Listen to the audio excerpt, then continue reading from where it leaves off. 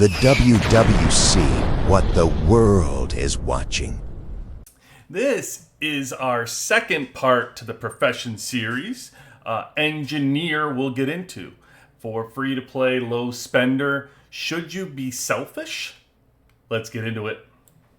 600 plus days of last war grinding, battle spawn, lessons learned, strategies mastered. When we talk, you level up. Welcome to the Warzone Wrecking Crew. Hey everybody, welcome into the WWC. QB18 here, and we are going to discuss our second part of our series of a Profession Series, which is Engineer. So we did War Leader Part 1. Go check that out if you missed it. This is going to be Part 2, focusing on Engineer. So one thing I want to touch on, I did the first one. If you did not see it, go into your season store, and you can see I purchased all the additional skill points that are available for this. So it's incredibly important for these skills. There's so many good things. If you look at Deco and Tech and you think there's a lot of great buffs that you're getting, well, Profession has a ton of stuff. So if you find yourself running out of points, this is where you should really be grabbing them and spending them. When it comes to Engineer, I almost at this point miss out on nothing. I get everything that I want plus some when it comes to Engineer skill set. So the other thing is we have War Leader. When should we really be choosing Engineer, going back and forth? So that's one of the things that's touched on. I want to get into that because we're more focusing on Engineer, which should be driving more free-to-play, low spenders, mid spenders, even high spenders, sometimes when you're in the off season. So Engineer provides so many good free opportunities to fill in, whether it be your drone or your build times, your free up times. It's just so many things we're going to get into that you really need from this profession. And so the question comes in, how often should I switch? When should I switch, right? Listen, the only time for most of you to not be Engineer is when we're in the middle of the season battles and we can switch over to War Leader and you could use a lot of those war buffs that I got into in the first of this series. But there's a small period of time in the season. It's not even when I say season. When the season starts, I don't want you to switch right then. Actually, the reverse. Everybody should be Engineer when the season starts. Even whales should be Engineer when the season starts because it reduces the time of your buildings. So, when you're building those season buildings, you want to reduce the amount of time it takes to build them. You want to reduce the amount of resources it takes to build them. So everybody, when the season starts, should be Engineer. And then as it goes and your buildings start to get filled out a little bit more and it doesn't matter as much, then you can switch off to War Leader because the benefits become more as far as the attack power that you're getting and the buffs that are there. But right now, I'm going to say the majority of you should be Engineer for 4/5 of your playing time. Okay? All right, so now let's get into what makes Engineer so good, because it really is great. And right now, I am War Leader, so I switched off to War Leader for battle points right now. For me, getting towards the elite side of things, I need those attack bonuses. I need those attack buffs when I get into battle. But I love Engineer. I actually don't like having to be War Leader, but through the place in the game and what my job is in this game to attack people and fight more of the elites.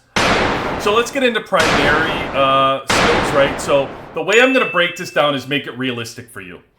If you get to about 50, you get 50 skill points. So what I want to do is, there's so many things in here that I love. I can spend so many points really on getting you stuff that could be like 100 points worth. But I'm going to be realistic, right? Because the only way this is helpful is if I tell you what to get and you have enough points to actually get them. So how are you going to spend your points? If I tell you to do too many things and you don't have the points for them, what is the good of that, right? So I'm going to keep it realistic with how we go through these items. Okay, so let's start. First of all, rapid production is 5. Absolutely, you're going to get more every day. You can double the output of what you're getting for your production. So this is a no-brainer for free to play. You always talk about resources, right? You can't get more coins. You need them. Gold, here you go. Definitely max that out. Outstanding contribution. I hear people say they're short on badges, right? For when we go in the Alliance store. I keep hearing that. Well, guess what? This is a great way to just get an increase on your badges for 1 skill point. And this is just from donating and helping others. You're going to double your badges. So yeah, yes, you should be getting this as well. So that's an outstanding contribution. For extra meal, absolutely. This is the next thing you're going to get. Free stamina. I don't think you need me to say anymore. If you know, you know.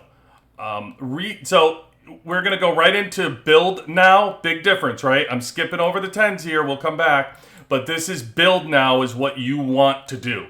A definite for anything. You're going to get 10 hours of build time every 2 days. So you reduce 10 hours from your build time for 2 days. Yeah, absolutely, especially free to play. And it's 20 hours for your research.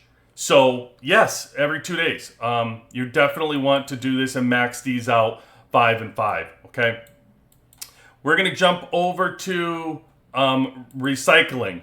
This is a primary one for you to reduce your resources for tech. Okay.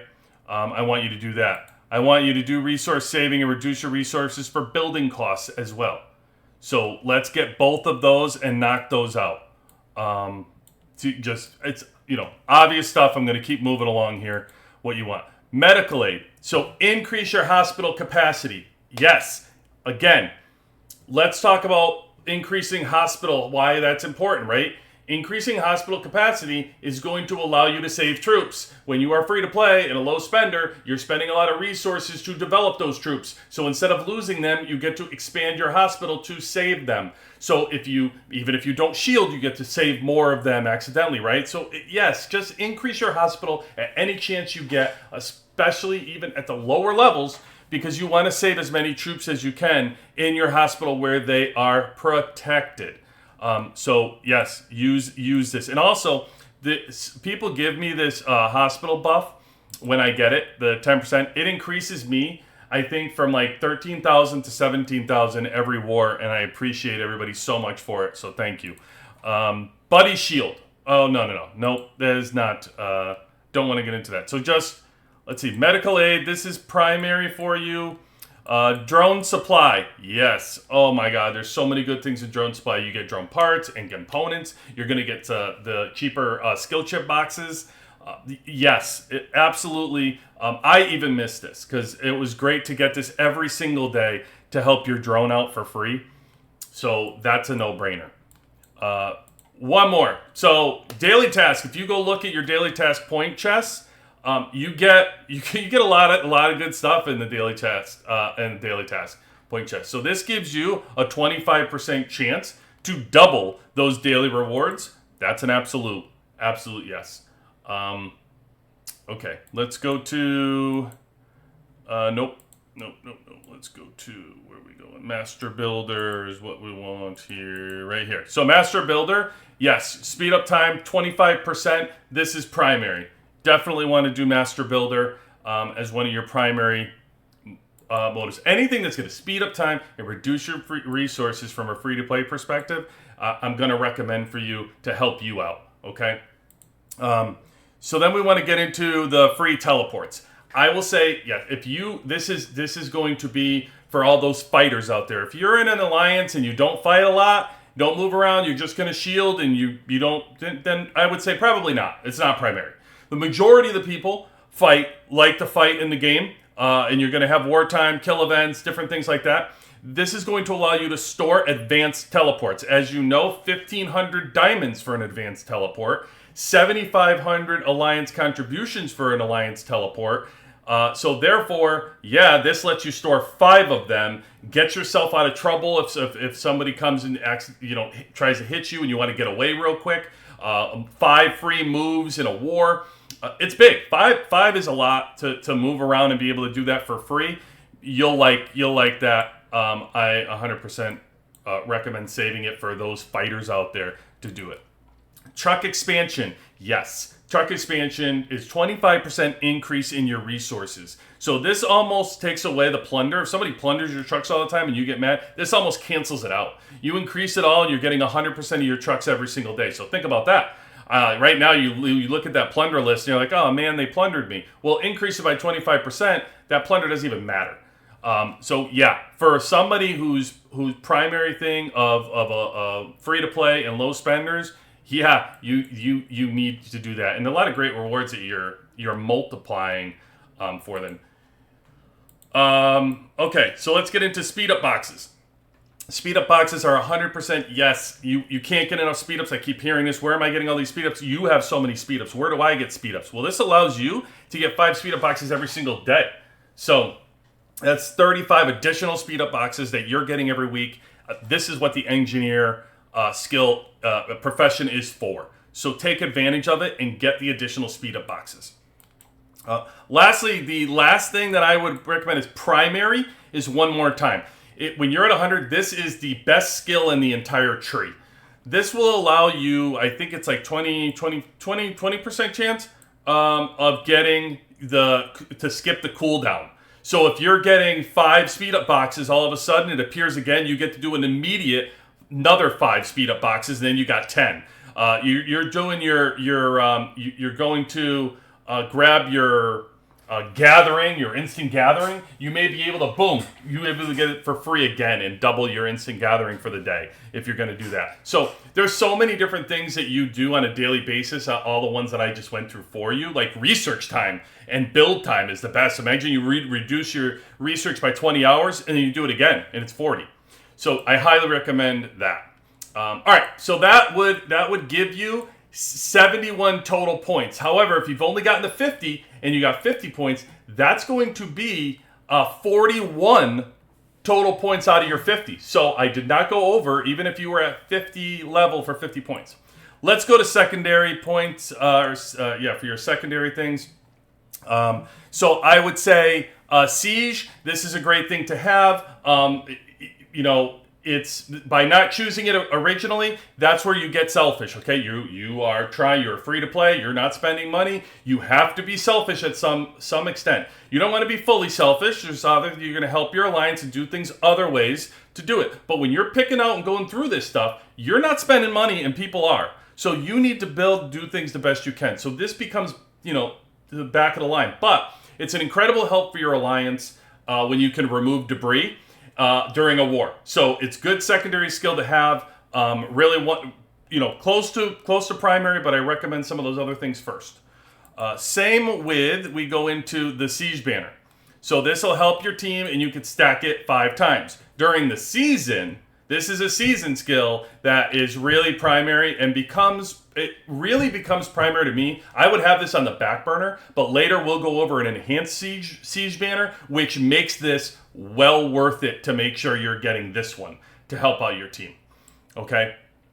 Cooperative construction. Again, this is another thing in and of itself, selfish, you don't need.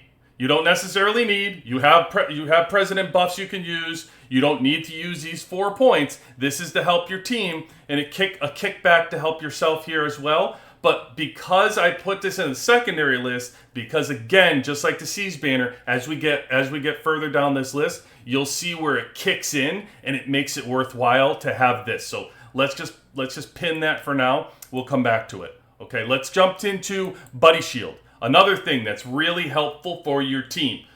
So I say, you can max this out. You can get 4 hours. It's 3 hours. I'm sorry. You get 3 hours, which is helpful for your team somebody's offline. You go 3 hours. Think about it. Especially everybody looks, and I know because I do it, everybody stalks right around reset time for people that are unshielded because usually they don't time it right and some can pop open. And so you prey on it. What you can really help your alliance in is if somebody's unshielded, you can do 3 hours prior to reset. You can throw a buddy shield on them, and they're good all the way through reset. So it's very helpful. This is an alliance helpful thing. although I don't put it as primary because I worry about yourself first, I will say from a secondary perspective, you do have points left over. This is an incredible help as you are an engineer for your alliance. Okay? All right, let's move up to instant gathering. This is a fun one. You may put this as primary to you. I look at all the points that are available. This is a 5-pointer. How often are you using it, right? So you have to get the level 10 RSS squares. You're going to go out there, you're going to hit 4 of them, and you're going to instantly be able to gather, and then you go back. You can do the same thing over time. So if you put your guys out there and collect, and 8 hours, 6 hours, they're going to give you those resources if you just leave them out there and forget about them and then leave. So I'm going to say that it's not a necessary thing because you can accomplish the same exact thing by just leaving them there. However, this is a really helpful resource if you are on a server where you get burned a lot by having your squares out there. There's Civil War, you're early in the game, you're having that problem where people are burning your troops and you don't even find it worth collecting. This is a good opportunity to get out there and instant gather if you were in that situation, because then you're not leaving your troops out there very often. Same thing if you have a kill event or a season where people can hit you on squares. This will allow you to just quickly gather them and come right back. So you can helps you on versus points on when you can use that on the Sunday night and the Monday for versus day 1. So that's where I would say from an instant gathering perspective where you are. Let's jump up to here. Again, willing helper, the badges, right? This is 50, which you can stack, and you can stack. I think the daily limit, I forget what it becomes. It's just one. I think it's only a one. Is it a 5? 5er. So you can get a 5er. So maybe 20 times you're doing that, which is giving you like 1,000 extra for the helper. So 1,000 every day, 7,000 a week. If you're having trouble with badges, I just gave you 7,000 a week by choosing this skill. So yeah, is it worth it for secondary points? Absolutely. Get your badges in the Alliance store, because I don't want to hear people having trouble finding those badges. Go get them right here. And this is where we get into the additional Siege Banner. So Siege Banner now, by getting the second one, which is only 1 additional point, so it's worth it for just the 2 points, you're upgrading it to gain not only the first Siege Banner was an increase in your the power, which can be stacked 5 times. So it makes you stronger. This also increases rally and march speeds by 10%. I think this could be stacked. What is this? Oh no, just 1. So 10%. So 10% it can go to. This is great though for seasons to use for your rally and march speeds. Anything rally and march speed related for the season is really great. And because you can stack it 5 times, it makes everything so much faster for your team. When you're attacking and you're doing things from a team perspective. For a lot of those things. So I highly recommend this, especially as I get into season skills and talk about a couple things. This is one of those things that you definitely want to have for your team for the season. The cooperative research ones we got back to, the second ones, this makes it 25% additional speed burst. So as you get to later in the seasons and you get to 95 build, which I think happens in season 3, this becomes well worth to have a co-op and becomes a secondary thing. So even though you were before being, might selfish and not be a primary skill, for using now, I think it's going to take you 14 points or something to get the co-op construction and co-op research. It now becomes well worth your time to look at this and develop it. Okay? All right, so let's get into some of those maybes that we talk about that are on the fence that we go back down that we skipped over. So first of all, the freeze, right? So I skipped over these: build for free, research for free. And you're thinking, oh, but increase speed up time. Why wouldn't I do these? Okay, so if you are early in the game, this is a huge advantage because things don't take very long. And so the speed up time that you're doing is of a few hours makes a big difference.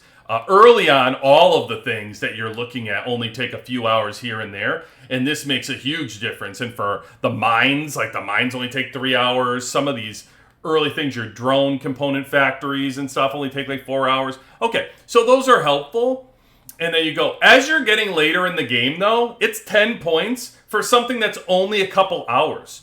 This is freeing up the build now. This is freeing up 10 hours and 20 hours for the tech time. This is only a couple hours free speed up time, and you got to use 10 points.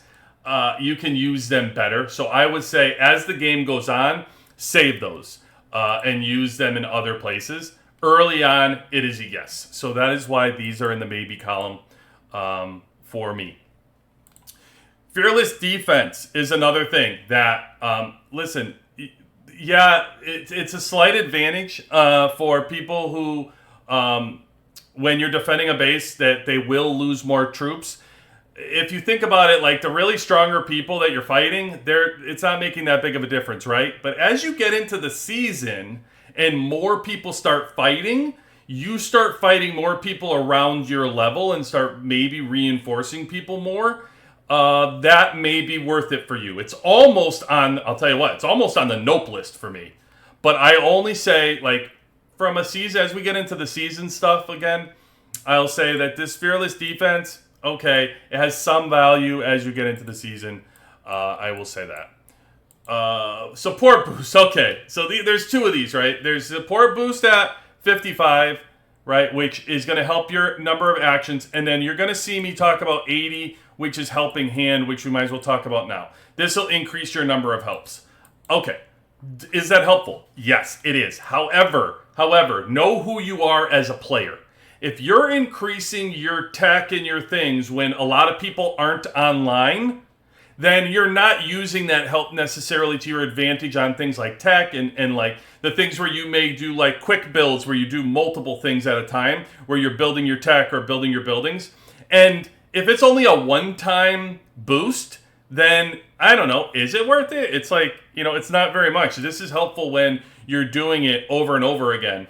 Not just one item that's down by 30 seconds. So early on, when you're building, if it's a small building, you want to speed it up. And if you are on time at the right time, and your builder hut is up, and you can get 50 resources, 50 additional helps, or 30 additional helps, and that's all increased by 30 seconds, that makes a difference. If you're only getting 5 helps because nobody's online when you're doing these things, then don't do it. Save it. So it really is a maybe for me for both of those. Let's get into this emergency center. So emergency center, increase the capacity by 250. Okay, there is some value if you want to do it, but let me just talk to you about this. So your emergency center is going to take around, 2,000 to 3,000. You're increasing it by 250, so that is a good percentage. War leaders, yes, we'll increase the emergency center and get as many troops as we can in there. I will say for a free-to-play and a low spender, when you think about it, you're already filling your emergency center, right? So it's not like if they do an additional 250, it's going to make an enormous difference on you, that increase, because some of those will end up in your hospital anyway, right? So the emergency center is just going to save them, but then the overage percentages are going to go to your hospital. So it's not like, to me, it's a good thing to improve and make the hospital bigger and the emergency capacity bigger, but for the points that you use in so many things of value in this tree for a free-to-play player or a low spender, I'm just saying weigh out the value here. It's not a nope. There's value, but it's a maybe. It's more on the lower end for you, okay? And then lastly, blast. So they included this thing. It's more of a fun thing, but there is some use if you can strategize and figure this out. So this will allow you, if you can time it right, to hit somebody even when they're shielded. You can pop a bomb, make your base into a bomb, go right next to somebody, even who's shielded, and actually port them. Not port them. Sorry, you can reduce it by 25%, but this is where I talk about strategy right now. So if you get 4 of you on the same team that can line around somebody and turn your base into a bomb, and you can all set off your bomb, then you can port somebody. Because it's 25%, and after 4 bombs, you will actually remove somebody, even if they are shielded. So if you strategize and use it properly, and there's 4 of you, and you can use it, you can port a whale because it doesn't matter how strong they are, it will be 25% all the time. So think about that from a season when somebody shields and gets next to one of your alliance buildings and you don't know how to get them out of there. If you could strategize properly, hey, QB says use your blasts and get them out of there. So it's a maybe skill, probably more towards the season. Okay. 3 additional skills I'm just going to run through, which are season skills, I think. Rally rush. This is more primary season. So returning and marching speed, going back and forth. I talked about this earlier. If you're going to increase any kind of speed for things and rallies, then it's probably season is going to help more than anything else. Okay. Siege inspiration. This is increasing the professional experience from damaging the cities that you're going to use for your season. And then also there's another marching speed here, which marching speed against monsters increases. I would recommend you use this for the season. Otherwise, you don't need to really use it, okay? Let's go into my nopes. So I say absolutely not. There's no need for it. Really, back burner points. And there's not a whole lot because I find so much value in this tree. But I will say, like, friendly aid when you're reinforcing the base and the death base increase, it's not stackable. Again, I say, like, season, could you find value? Yeah, I suppose. But I don't know. I just don't. I don't with these death increases for lower free to play, low spenders. I know it's kind of like the other one that I list as maybe the fearless defense is similar, but okay. So that's on my low list.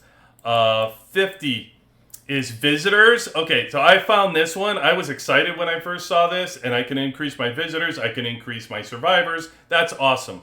This is a trick from this game. All the survivors I've gotten from having this, very few of them end up being gold. And I ended up with, crap survivors that I can't use for the most part. At this level, I want gold.